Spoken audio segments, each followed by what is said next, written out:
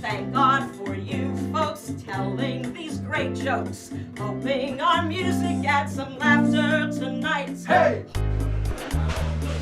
The Zeta and the Bubba are very happy. Why? Because their Anikel, who just got married, invited them to his house for Shabbos. They go for dinner. They're going to stay overnight, and that night the Zeta goes to brush his teeth. He looks in the mirror in the medicine cabinet, and he finds a bottle of VIAGRA. He says, "What's this?" He goes down to his Anikel and he says, "Samala, what is this? VIAGRA." Samala says, "Wait, Zeta, don't touch that. That's very invigorating, that stuff." And he says, "Besides, it's $10 a pill. Be careful." Zeta figures, what the hell? That night, with the Bubba, he goes downstairs the next morning. He puts down on the table $110. The kid says to him, "Zeta, are you crazy?" He says, "Just relax." He says, $10 from me, $100 from your booby. Okay, so a boy overhears some kids in school talking about fornication. He says, I don't know what that means. So he goes home, he asks his mother, "Mommy, what does fornication mean?" I don't know. Go ask your father. "Daddy, what does fornication mean?" "Oh, I don't know. Go ask your grandfather." "Zadie, what does fornication mean?" "Mommy and Daddy won't tell me." "Oh, go ask your grandmother." Goes to the grandmother. "Bubby, please, what does fornication mean? I just want to know." "Oh, come with me. I show you." Go upstairs. She opens the closet in her room and says, "This is for every day. This is for Shabbat. Yeah. This is fornication." Probably the best thing that happened to me after the bar mitzvah and being accepted to the team was meeting my darling wife. I went to meet her parents. I was in my early 20s. I had absolutely nothing but university debt. I brought all of my assets to Saskatoon to meet her folks, which was basically a t-shirt and a pair of jeans. True story, I knock on the door to meet future in-laws. My father-in-law opened the door. And keep in mind, when I was 20, I looked about 12 years old, and he says to his wife, who's upstairs, "The paper boy is here," slams the door. So I think, "Normie, don't back down. You're doing pretty good here." So I knock again, and he opens the door, and I get up all of my courage and say, "I'm here to marry your daughter." And this wonderful man, who later became my dear friend, without even breaking stride, he's still holding the door half open, yells up to his wife, "The paper boy's here and he wants to marry our daughter," and he closes the door for the second time. This Jewish lady, she goes up to her attic and she's rummaging around for Hanukkah gifts, stuff for Rosh Hashanah maybe. And she comes across a little old brass lamp. It's all verschmuchtigt and schmutzig, and so she gives it a rub.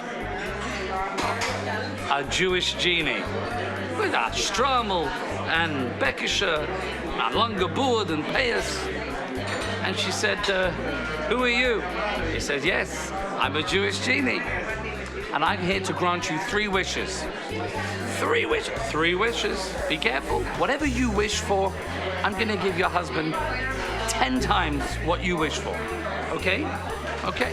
First wish, she said, I would like to have $100 million. I said, okay, but your husband is going to have $1 billion.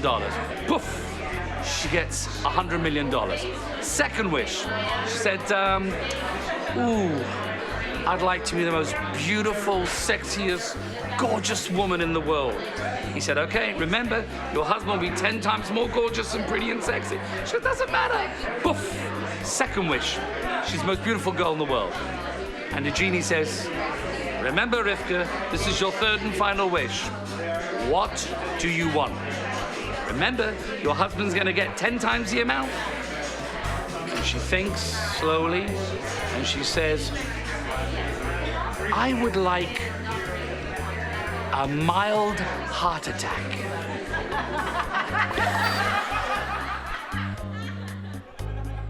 It takes place in a country schoolhouse in Yorkshire, a one-room schoolhouse, and the kids are all gathering, and the teacher's at the desk, and a new boy comes in. She says, young lad, come over. The boy comes over. She says, young lad, you're new? He says, yes, ma'am. What's your name, lad? He says, my name is Archibald Asselbro. She says, what? It's Archibald Asselbro, teacher. She says, would you spell your name for me, son? He says, I can't spell my name, teacher. She says, everybody can spell their name. I can't spell my name, nobody taught me. She says, we're going to teach you, son. Johnny Williams, stand up. So Johnny Williams stands up. She says, Johnny, spell your name for young lad here. He says, okay, teacher. Johnny Williams. J-O-H-N, you got your John. I-E, you got your E, you got your Johnny. W-A-L, you got your Will, you got your E Will, you got your Johnny Will. I-M-S, you got your Yams, you got your Williams, you got your E Williams, you got your Johnny Williams. And he sits down. Teacher says, you see, lad, it's easy. You take your name, Archibald Asselbro, you break it into little pieces, and you'll spell your name. Try it, lad. I'll try it, teacher. Archibald Asselbro. A-R-C-H, you got your Arch. I-E, you got your E, you got your Archie. B-A-L-D, you got your Bald, you got the E-Bald, you got the Archibald. A-S-S, you got the ass, you got the bald ass, you got the E-bald ass, you got the Archibald ass. H-O-L-E, you got your hole, you got your asshole, you got your bald asshole, you got your bald asshole, you got your bald asshole. B-R-O-K-E, you got your broke, you got your hole broke, you got your asshole broke, you got the bald asshole broke, you got the E-bald asshole broke, you got the Archibald asshole broke. Is that right, teacher? So Sammy unfortunately passed away. A few weeks later, the family has gathered. The lawyer is reading the will. And he reads from the will and Sammy's words. He says, and to my brother Max, I leave my properties in Etobicoke. To my beloved cousin Selma, I leave my properties in North York. And to Moishe, my younger brother, I leave my properties in the beach. Suddenly the lawyer stops. He says, I'll tell you the truth. I had no idea that Sammy was so wealthy. His wife says, wealthy schmelthy. The guy had a paper route. Jewish guy comes down from his condo, comes to the pool, sees a sign. Sign says, pool closed, no swimming allowed. Takes off his robe, goes into the pool, starts swimming, gets out of the pool, and the pool manager is standing, staring him down and says, I gotta ask you something. Can you not read? Did you not see this sign? He said, of course I saw the sign. He said, you saw the sign? It says pool closed, no swimming allowed, and you went in the pool?